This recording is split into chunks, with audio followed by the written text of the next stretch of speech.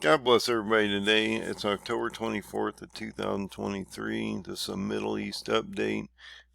This will focus more on the United States and our populations of people that are spread throughout the Middle East, and how the Biden administration is basically indicating that we may start mass evacuations of up to 600,000 people out of these areas due to a spiraling down of the Middle East in this conflict. So let's look at this article and see what's going on here.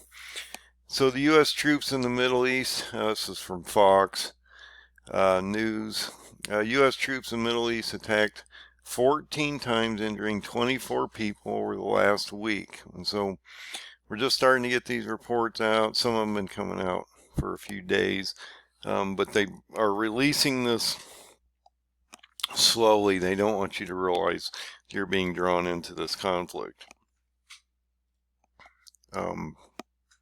There's been 11 attacks in Iraq and 3 in Syria, according to Pentagon officials. So let's look at what's sort of happening on the ground. I've only got about 3 articles I want to cover. It's just going to be a quick review of what's happening out here.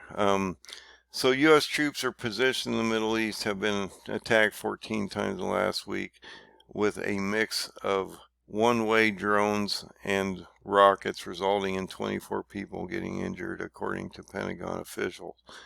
U.S. Department of Defense spokesman, Air Force Brigadier General Pat Ryder, confirmed Tuesday that troops in Iraq had been attacked 11 times between October 17th and 24th, while during the same period, troops in Syria had been attacked 3 times.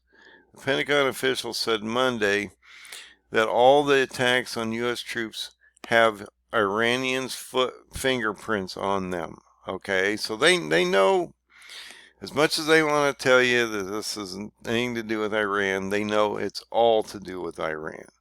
And they know that Iran's fingerprints are all over this, and though there is no evidence at this time showing that the country's leadership or leaders ordered the attack, so they're saying, well, we can't prove Iran gave the orders, but they've been funneling weapons, money, and stuff to these people forever, and so of course they are the ones calling the shots. But according to most up-to-date list, which has been reviewed by the Central Command, or CENTCOM, there is a total of 8 attacks, with an additional 5 attacks occurring, but they're not sure that they've got all the information reported yet on them. Iran proxy forces fired a rocket at Al-Azad air base in Iraq on Tuesday. 2 U.S. defense officials said the rocket was intercepted and no injuries, casualties, or damages to the base was reported.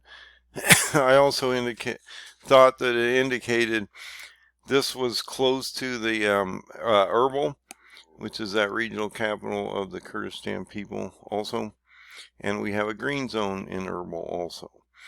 The same base, which is west of Baghdad, was attacked October 18th, and U.S. forces engaged 2 drones, in which one was destroyed and the second was damaged. There were 4 people injured in that attack, as well as some damage to the base. A contractor suffered a heart attack earlier warnings of the attack that never took place. So there was a contractor, he had a heart attack, so we had people die from just being over there in general and the environment of what's going on there. The same morning in Iraq, early warning systems indicated a possible threat approaching the airbase of Al-Azad, and base personnel sheltered in place as a protective measure. Though no attack occurred, sadly the civilian suffered a cardiac episode and died shortly afterwards. Now, as we get into this, and this is where it talks about Erbil, The same day, attacks took place in Al-Harar Air Base near Erbil. Like I say, that's a green zone of ours. It's Erbil is also the regional Kurdish capital.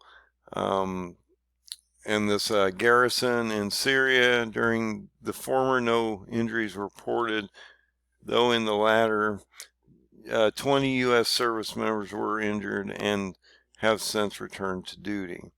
On October 19th, the U.S. And this is another thing, that Yemen's starting to get into this war, and so we need to watch them and the Houthis.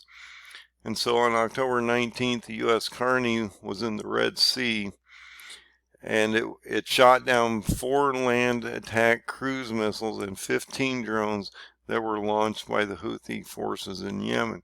So that's a pretty substantial attack when you have 4 land cruise missiles and 15 drones that you are knocking down. Additional attacks that day occurred at the Baghdad Diplomatic Support Center near Baghdad International Airport and a mission support site in Euphrates in northeast Syria on October 20, and this air base, and on October 23rd on this garrison in Syria. And so it's extremely important that we are being affected by this. It's not widely reported, so you need to keep abreasted to some of these things that are happening literally to our people over there at this time. So in this article, they're concerned that this is going to broaden out, and I'm pretty sure it's going to. It's affecting everybody. It's affecting our troops. It's affecting multiple different groups over here. And so the top Biden official indicates that the Israeli-Gaza war could spiral into a bigger conflict.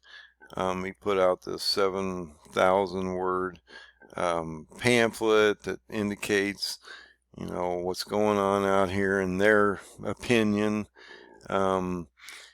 But just realize that they're concerned that this is going to move into a spiraling condition and that this is going to broaden out in the Middle East.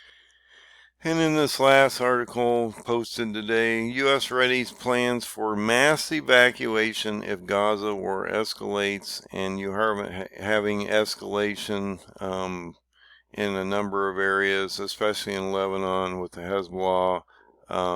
Actually, Hamas had a number of frogmen try to penetrate Israel from the southern side, and I believe they were eliminated. So there's a lot happening on the ground.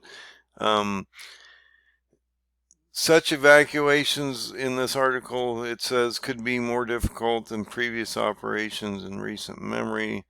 And that is the case because they're talking about potentially evacuating up to 600,000 people, or American citizens, or people with American passports, maybe dual citizenship in some cases, different things like that. And it indicates this has become a real issue. The administration is very, very, very worried that this thing is going to get out of hand. And so,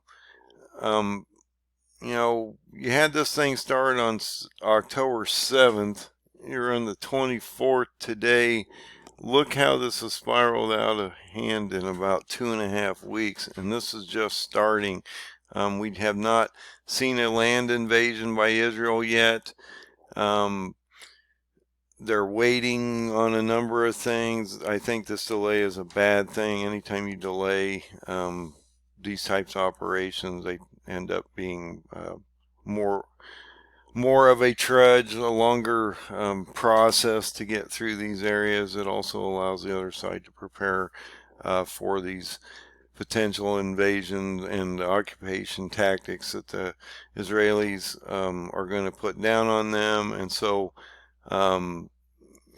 also they believe that there's 86,000 American citizens in Lebanon, and this is where Hezbollah is, and so they're going to have to start getting these people out. If this breaks down, it's breaking down quickly, so they're going to start moving these people out fairly rapidly, I believe, and you are going to see this breakdown extremely quick. So I just wanted to bring these articles to your attention. I think it's extremely important. This is moving quickly. Turkey's still moving into position. He's still doing his second and third phases. He's still softening up the fronts.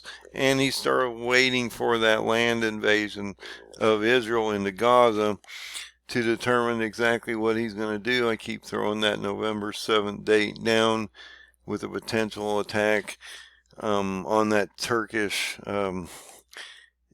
invasionary force that's coming down into Syria. Necessarily they've done that invasion yet, but they will potentially see an attack on that invasion force before they do come down. And then, like I said, we always should be looking at that date of December 22nd of 23 and a potential siege of Jerusalem on that very date. So God bless. Keep safe out there. This is moving quickly. Hopefully you don't have any people or loved ones, friends, family over in the Middle East that are being affected by this. Hopefully they're not sending our children over there to potentially be placed in harm's way. And so I pray for your families and friends and your children that you're going to stay out of the way of this, and it won't become an issue for you as we move forward. So God bless, have a great night, and keep up with this. This is moving rapidly.